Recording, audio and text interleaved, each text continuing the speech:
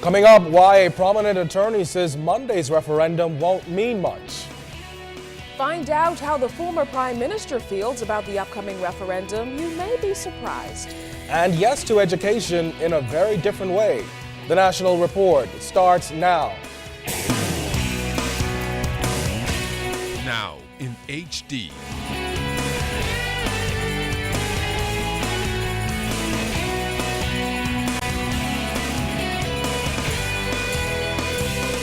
ZNS Network presents The Bahamas Tonight.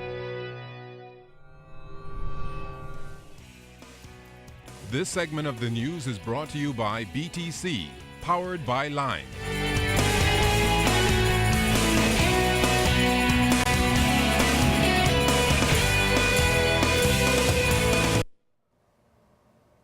The top brass of the Royal Bahamas Police Force says web shop owners and their employees were well within their rights to march to Parliament yesterday. Good night, everyone. I'm Keishla Adderley. And I'm Candino Knowles. Well, members of the Save Our Bahamas Vote No campaign took grave offense to yesterday's march and cried shame on Police Commissioner Ellison Greenslade for allowing those web shop bosses to flaunt their so-called illegal practice in front of Parliament. Well, our Charisma Robinson joins us with more on the police force's position on the matter. Charisma, what are police saying tonight? Yes, Keishla Candino, much criticism has sparked since yesterday's march to Parliament. Those pastors who strongly oppose the regularization and taxation of gaming in this country are expressing disappointment that web shop bosses who are still technically operating illegally were granted a license for the march in the first place. Assistant Commissioner of Police Hewlin Hanna is dismissing that position. He says the force has not been given any directive not to interfere with web shop bosses during this referendum process. They were not allowed to go onto Bay Street to gamble. Persons were allowed to go onto Bay Street to protest and to have a demonstration. That is the context in which this commissioner allowed the activity to take place. And furthermore, the senior police officer says, based on the information we've gotten from our senior commanders that were in charge of the operation downtown yesterday, that at no material time did the police lose control of what was happening on Bay Street. But we have duly noted what was said. I want to say that this police force, and particularly this commissioner, respects fully the right of individuals to express support or dissension in anything that is being discussed in the public forum. ACP Hanna also dismissed claims that the police force does not have the resources to shut down the web shops if Bahamians vote no. State Minister for National Security Keith Bell has said that the government would have a mammoth task in shutting down those lucrative illegal enterprises. He has said that with resources already stretched, the police force would be forced to redirect existing resources and increase manpower, a costly diversion from violent crime cases. As a senior police officer, I will not speak after a politician, especially a senior politician who is essentially my boss. But what I want to say again to the Bahamian public is this. This Royal Bahamas Police Force is highly energized, strategized, so that we can do the people's business. No one in this country, absolutely no one in this country, needs to feel as if somehow or the other we're going to lose our grip if push come to shove, as they say. Meantime, ACP Hanna says the Royal Bahamas Police Force will be out in full numbers on referendum day, manning the polls to ensure that law and order is being carried out. Liquor license establishments will be closed. Persons will not be allowed to have any unfair advantage or advantages going in or coming out from the polls. There will be no coercion. And if persons have their private interests, they would pursue their private interests outside of the area where the law permits them not to be. Now, ACP Hanna could not say whether web shops across the country will be allowed to operate on referendum day. He says so far this referendum process has gone smoothly, and he expects the same even after Monday's poll. Thanks a lot, Charisma. Well, prominent defense attorney Wayne Monroe says even if the vote is yes come referendum day, it won't mean much. Fern Carey has more on Monroe's legal arguments. prominent attorney and former acting Supreme Court Judge Wayne Munro is concerned, persons who vote no in Monday's gaming referendum are simply saying they do not want web shop gaming to be regulated or taxed, a position he believes would not be in the best interest of the country. A no vote would simply mean that they will be able to continue to do whatever they wish to do, however they wish to do it, and they cannot be taxed.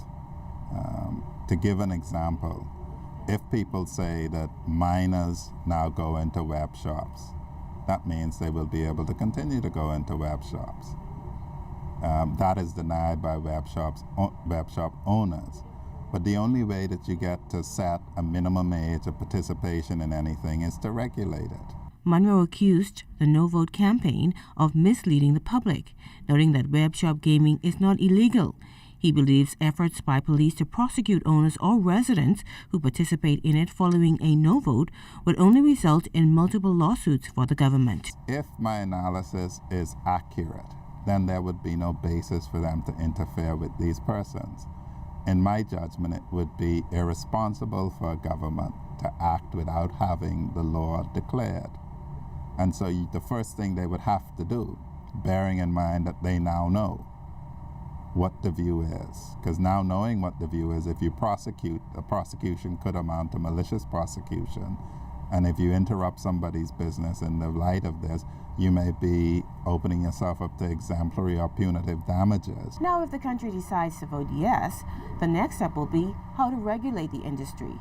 And Munro says that should include limiting the number of available licenses. Web shops do most of their, if not all of their business across servers.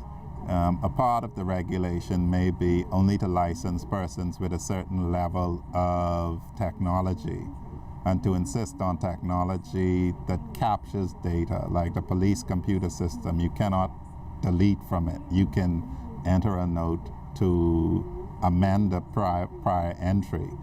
And the gaming board would have to then take on persons skilled in technical ability.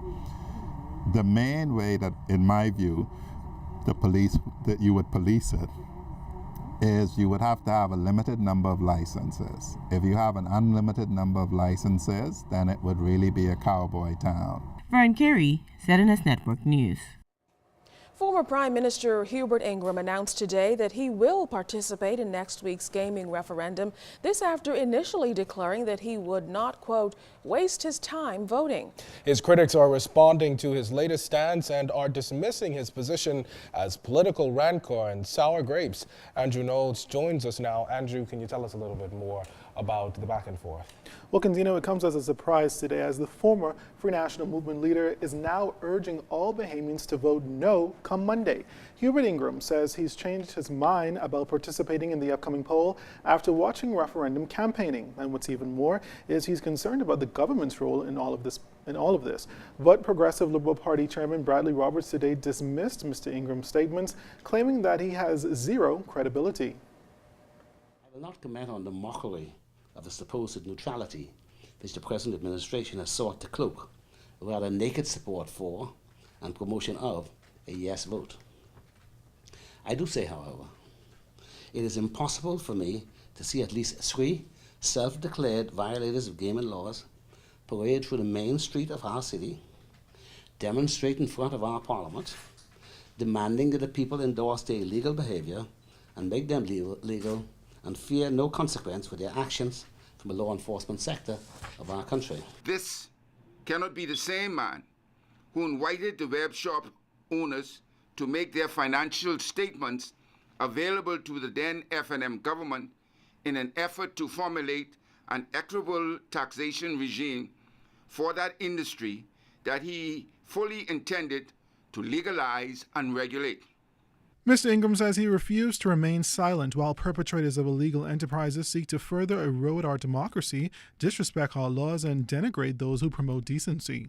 To excuse illegal behavior because it is supposedly too expensive to counter is unconscionable. To excuse illegal behavior because it creates employment is inexcusable. And to excuse illegal behavior because some believe it will bring additional revenue to the public treasury is similarly inexcusable. But Mr. Roberts blasted the former F&M leader for now trying to vilify and demonize the web shop owners. He revealed details of a cabinet document from the Ingram administration, which he claims shows Mr. Ingram's hypocrisy. He sits on the sidelines with no responsibility for governance and makes utterly outrageous and ridiculous statements about the industry when his government was responsible for issuing the lion's share of web shop licenses and did not see its way to shut these operations for their so-called illegal behavior. This is absolutely incredible. Now, the F&M leader, Dr. Hubert Minnis, welcomed the former Prime Minister's announcement, and he reiterates that his party's position is to vote no on both questions. However, Mr. Roberts is urging Bahamians to ignore Mr. Ingram and the F&M and simply vote their conscience on Referendum Day.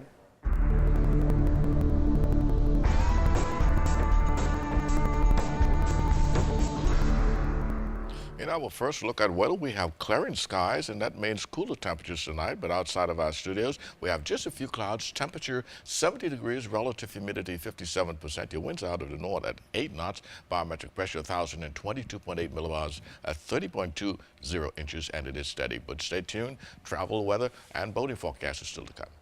Well, still to come in the Bahamas tonight, teachers get ready to say yes to education. The Bahamas Tonight in HD is back after this.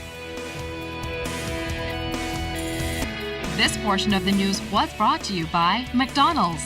McDonald's, I'm loving it.